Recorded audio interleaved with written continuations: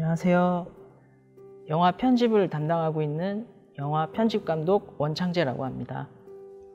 이 배에 처음 계기가 좀 제가 편집을 시작하게 된 계기는 원래는 학교에서 디자인을 전공하고 있었는데 그때 했었던 교양 과목 중에 편집 수업을 우연히 받게 됐었는데 그 수업을 받고 나서 얼마 안 있다가 다시 영화를 해야겠다, 영화를 전공해야겠다는 생각이 들어서 다시 영화과에 가서 그때 편집을 다시 공부하게 되고 그러는 와중에 편집을 하게 되고 학교를 졸업하고 나서 편집을 계속 일을 하면서 편집실을 차리게 됐습니다. 2013년에 편집실을 차리게 돼서 지금까지 활동하고 있습니다. 편집할 때 제일 좀 중요시하는 방향 같은 게 일단 뭐 하나든 두 개든 그런 게 좀 궁금해요. 영화 편집을 대하실 때. 원래는 대부분 단편 같은 것들을 작업할 때는 감독님들 스스로 편집하는 경우가 사실 많이 있거든요. 학교 다닐 때도 그렇고 요즘에 단편을 작업할 때도 마찬가지고 사실 그렇게 작업하시는 분들이 많은데 편집자와 같이 하는 경우가 사실 많지는 않았었죠. 근데 편집자와 하게 되면서 그 차이는 감독님들이 스스로 하게 되는 경우에는 본인의 그 틀 안에 되게 갇혀 있어서 다양한 생각이나 어떤 다양한 발전 방향을 생각하지 못할 때가 더 많이 있죠. 객관적이지 못하기 때문에.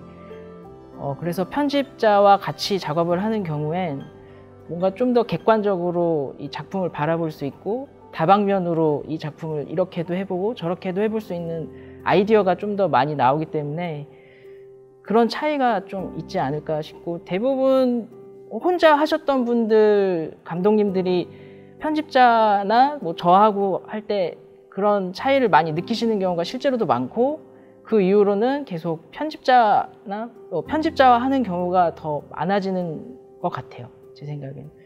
그리고 제가 편집할 때 그리고 꼭 지켜야 한다라고 생각하는 거는, 어쨌든 이거는 영화라는 것은 어쨌든 연출자의 작품이기 때문에 어느 정도 저의 의견이나 이런 것들을 지나치게 많이 개입하려고 하지는 않는 편이에요, 제 개인적으로는. 그래서 감독님이 시나리오에서 가지고 있었던 어떤 지향성이나 이런 부분들은 최대한 지켜주면서 그 안에서 제가 뭔가 넣을 수 있는 그런 아이디어를 제시하고 그렇게 방향을 틀어보기도 하고, 근데 최대한 뭐 영화를 뒤엎는다거나 뭐 이런 것들은 최대한 제 입장에서는 하지 않으려고 하는 편이에요. 그 선은 지키려고 하는 편인 것 같아요.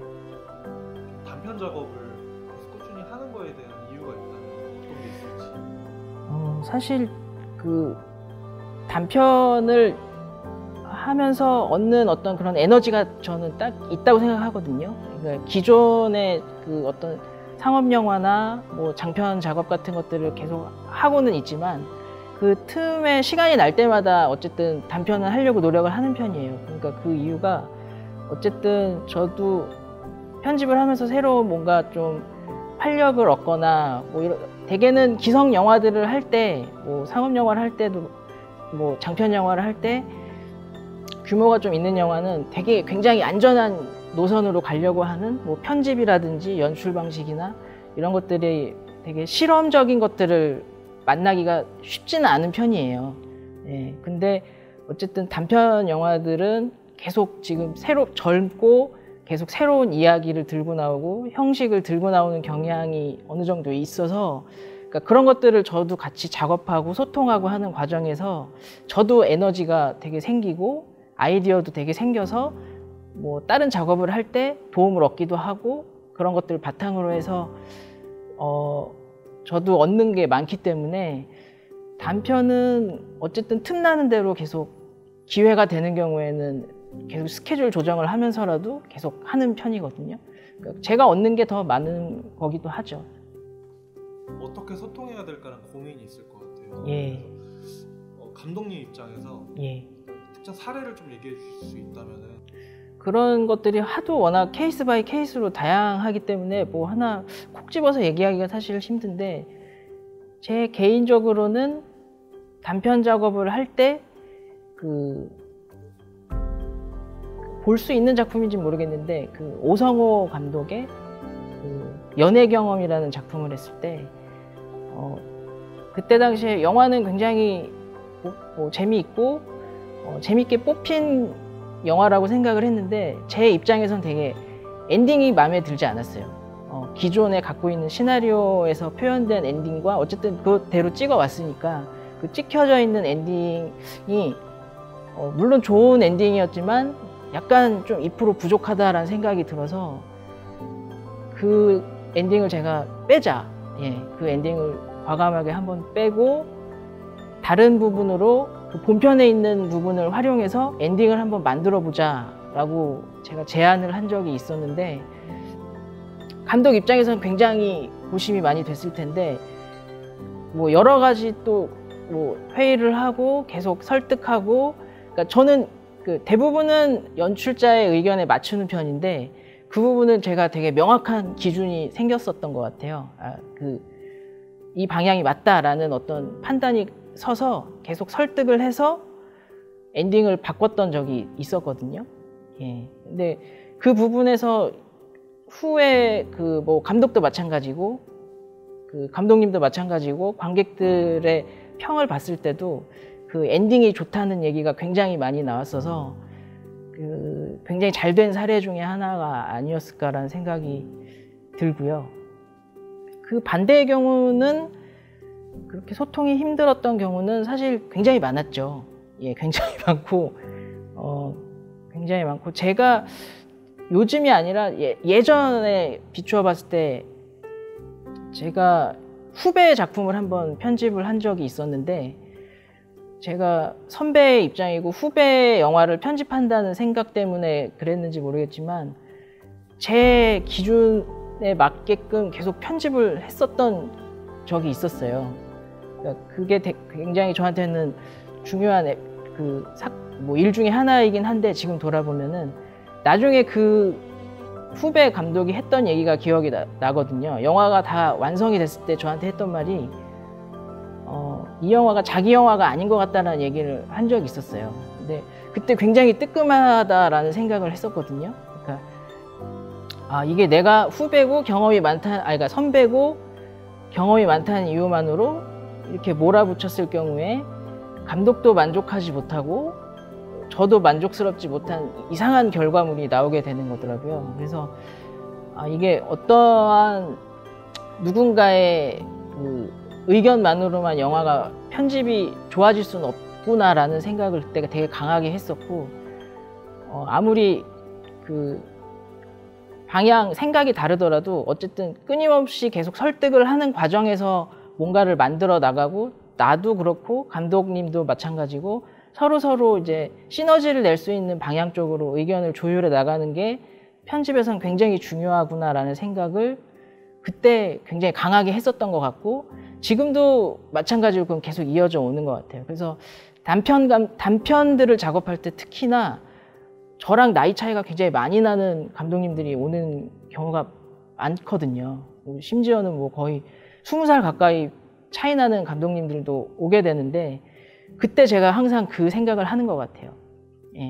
그러니까 내가 경험이 많고 그렇다고 해서 내 의견이 맞다고 생각해서 편집을 진행하면 절대 안 되겠구나. 최대한 그 창작자를 존중하고 서로 뭔가 소통하는 거를 되게 중요시하게 된 계기가 그때였던 거라고 생각을 하거든요. 이번에 영화제에 참여하게 된 학생들 질문이 좀 있어요. 그래서 거기서 재밌는 질문 골라보시고 대답해주시면 좋을 것 같습니다. 편집 감독이 되기까지의 과정, 보편적 과정과 개인적 과정이라고 돼 있는 질문이 있는데요. 편집 감독이 되기까지의 과정은 보편적 과정이라고 할 만한 게 사실 뭐 딱히 어떤 길이 확실한 루트가 있는 거는 모르겠어요. 그러니까 모르겠다기보다는 길이 너무 다양하게 있어서 가장 그 기본적인 보편적 과정은 편집실에 들어가서 어시스턴트 생활을 몇 년 동안 한 다음에 자기 편집실을 차리는 경우가 있고, 저 같은 경우는 현장 편집, 어시스턴트를 거친 다음에 현장 편집 생활을 하고 그 이후에 제가 편집실을 직접 차린 경우거든요. 근데 사실 그 과정이 쉽지는 않아요. 굉장히 운도 좋아야 될 것 같고, 사람을 잘 만나야 되고, 작품을 잘 만나야 되고, 약간 이런 것들이 있어서 방법은 굉장히 다양한데, 가장 중요한 거는 본인이 많이 편집을 해보는 방법이 가장 좋은 방법이고, 제가 개인적으로 추천하고 싶은 방법은 어시스턴트 생활을 하는 것이 제 개인적으로는 굉장히 좋은 경험이었다고 생각해요. 그 시절에, 그러니까 지금 극장에 걸리고 있는 영화를 내 손으로 한번 만져볼 수 있고, 그거를 뭐 다양한 프로세스나 이런 과정들을 배울 수 있는 기회는 그게 가장 좋기 때문에 그걸 추천하고 싶습니다, 개인적으로. 어시스턴트가 되는 과정도 굉장히 다양한데, 저 같은 경우는 학교에서 뭔가 취업 추천을 통해서 갔던 경우였고요. 기본적으로는 뭐 필름 메이커스나 뭐 다양한 커뮤니티를 통해서 구인들이 올라오는 경우가 많고, 대개는 뭐 선후배들이 소개를 시켜주거나 그런 경우가 많아서, 사실 이것도 정확한 루트가 어딘가 있다라고는 뭐 말씀드리기가 되게 애매한 부분인데, 구인 구직 같은 것들을 이용하는, 영화인 커뮤니티 같은 거를 이용하는 게 가장 많죠. 가장 많고 갈 수 있는 방법 중에 하나라고 생각을 하고요. 어시스턴트 생활 중에 배울 수 있는 것들은 기본적으로 그 편집을 할 수 있는 툴을 배울 수 있다는 게 가장 좋은 거고, 사실 편집 과정에서 중요한 게 툴을 배우는 것도 있겠지만, 어떤 과정을 통해서 내가 편집한 작품이 한 편의 영화로 딱 완성이 될 수 있는가를 배울 수 있는, 그걸 알고 있는 게 굉장히 중요하거든요. 그 과정을 알 수 있는 게 굉장히 중요해서 편집실에서 그런 것들을 겪어볼 수 있는 기회가 가장 많아요. 가장 좋은 공간이고, 편집 감독을 꿈꾸는 학생입니다. 해주고 싶은 조언이나 무엇을 연습 공부하면 좋을까요? 해주고 싶은 조언이라고 한다면 어쨌든 포기하지 말아야 된다. 이 편집 감독이 되기까, 저도 지금 아직 현재 진행형이지만 편집 감독으로 어쨌든 자리를 잡기 위해서는 굉장히 어떤 면에서 긴 과정이 필요하거든요. 뭐 어시스턴트 생활을 한다거나 현장 편집하는 그 과정이 뭐 적게는 4, 5년에서 그 이상 걸릴 수도 있다라고 생각을 하거든요. 근데 편집이 요즘에는 유튜브나 뭐 이런 다양한 영상 매체가 많아서 편집에 입문하거나 편집 툴을 다룬다거나 뭐 하는 과정이 굉장히 과거에 비해서는 진입 장벽이 많이 낮아졌어요. 근데 그 낮아진 데 비해서 그만큼 처음에는 쉽게 그 도전을 했다가 점점 하면 할수록 이 과정에서 뭔가 막히는 일들이 생기고 더 이상 뭐 나아가지 못하는 경우들이 생기게 돼요. 본인이 만족스러운 단계까지 가기까지에는 굉장한 시행착오를 겪어야 되기 때문에 그거를 잘 견뎌낼 수 있는 어떤 인내심이나 그런 지구력이 좀 필요한 직업이라고 저는 생각을 하거든요. 그리고 무엇을 연습 공부하면 좋을까요? 이 부분은 요즘에 워낙 유튜브나 이런 것들을 통해서 공부할 수 있는 그 방법이 너무 다양해졌어요. 그래서 그런 기본적인 툴을 익히는 건 사실 뭐 시간의 문제라고 사실 생각을 하거든요. 그렇게 어려운 과정이라고 저는 생각하진 않아요. 워낙 툴도 요즘엔 많이 발전됐고 접근성이 굉장히 낮아졌어요. 근데 중요한 거는 편집이란 것이 단순히 기술적인 작업이라고 생각을 하지 않기 때문에 저는 편집이란 것도 결국에는 감정이나 뭐 어쨌든 영화 미학을 다루는 것 중에 굉장히 중요한 부분을 담당하고 있기 때문에 단순히 기술적인 거를 안다고 해서 편집을 뭐 잘한다라고 할 수는 없는 거거든요. 그래서 영화 외에 뭐 책이라든지 다양한 뭐 매체, 뭐 예술적인 어떤 다른 작품들 같은 것들을 끊임없이 소비하고 봐야 된다고 생각해요. 예, 그런 것들이 차곡차곡 쌓일수록 내가 어떤 방향으로 이 영화를 이끌어 나가야 된다라는 어떤 비전이나 이런 것들이 명확하게 생기게 된다고 저는 생각을 하거든요. 그래서 영화, 뭐 물론 많은 영화를 봐야 되고 단순히 편집이라는 과정이 툴을 익히는 과정이 아니라 편집을 공부하는 것이 다양한 영화를 보고 그런 것들을 그러니까 그런 것들을 익히고 계속 자주 보게 되는 게 제일 중요하다라고 생각을 해요. 다양한 작품들을. 예.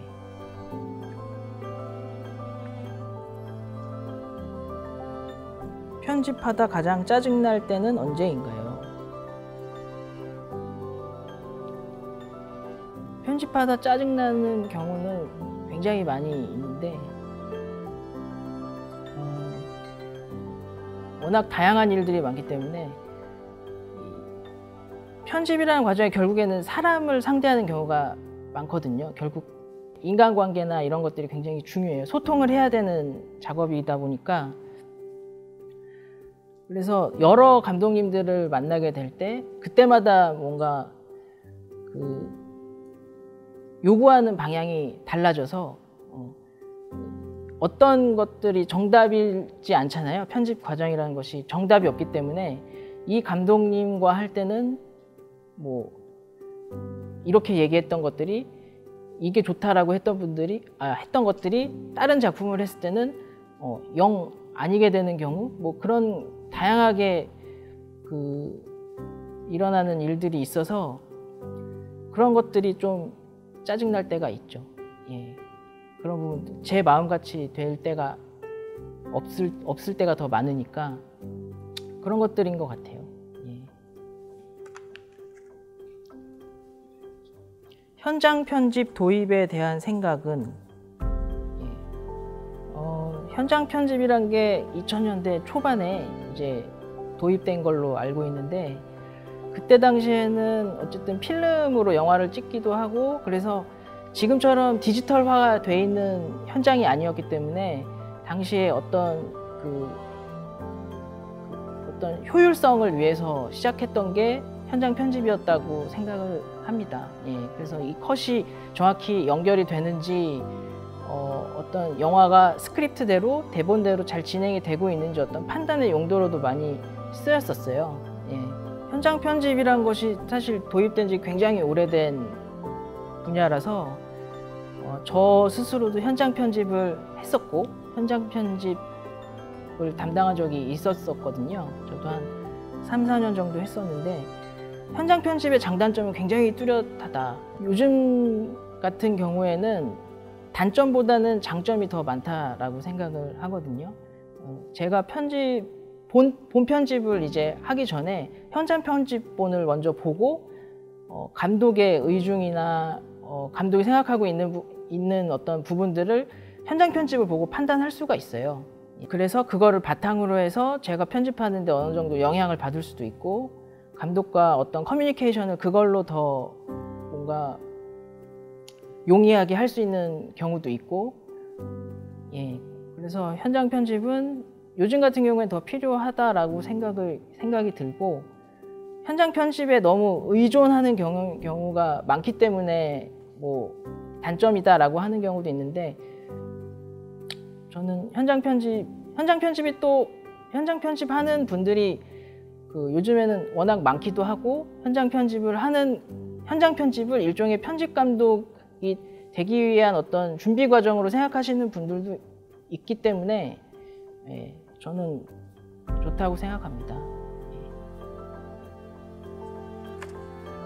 예. 편집에 대한 감각을 키우려면 어떻게 해야 할까요? 저한테도 굉장히 중요한 부분인데 영화를 하다 보면 사실 자기가 좋아하는 부분에 대해서 편식을 하게 되는 경우가 되게 많은데 편집자나 편집 감독이라면 편집을 하고 싶은 어떤 사람이라면 어떤 특정한 장르만 고집해서 영화를 보거나 편식을 하면 안 된다고 생각을 하거든요. 저는 개인적으로 뭐 드라마라든지 요즘에 뭐 넷플릭스 드라마든지 뭐 영화뿐만이 아니라 다양한 장르의 그리고 다양한 매체의 영상들을 최대한 좀 많이 접해 보려고 노력을 하는 편이에요.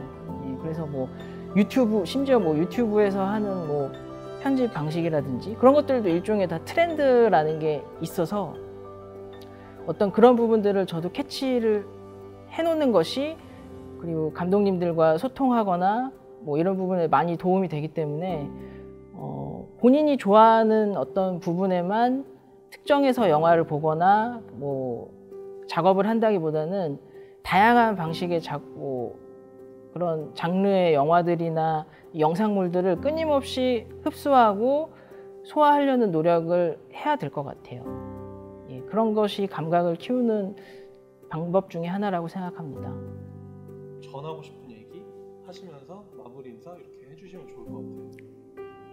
요즘 코로나19 때문에 영화 산업이 굉장히 위축되어 있는데 지금 이 영화제, 이 필름 페스티벌도 온라인으로 진행되는 걸로 알고 있거든요. 근데 그럼에도 불구하고 영화라는 산업은 없어지지 않을 거고 지금 이 영화제를 같이 참여하고 있는 뭐 학생분들이나 여러분들한테도 어쨌든 영화라는 것들에 대해서 도전하는 것을 멈추지 않고 계속 해주셨으면 좋겠다라는 생각을 합니다. 여기에 초대해 주셔서 굉장히 감사하고 저도 계속 지금 여러분들처럼 노력을 하고 계속 진행해 나가고 있는 영화인의 한 사람으로서 여러분들 계속 응원하고 싶고 열심히 해주셨으면 좋겠습니다. 감사합니다.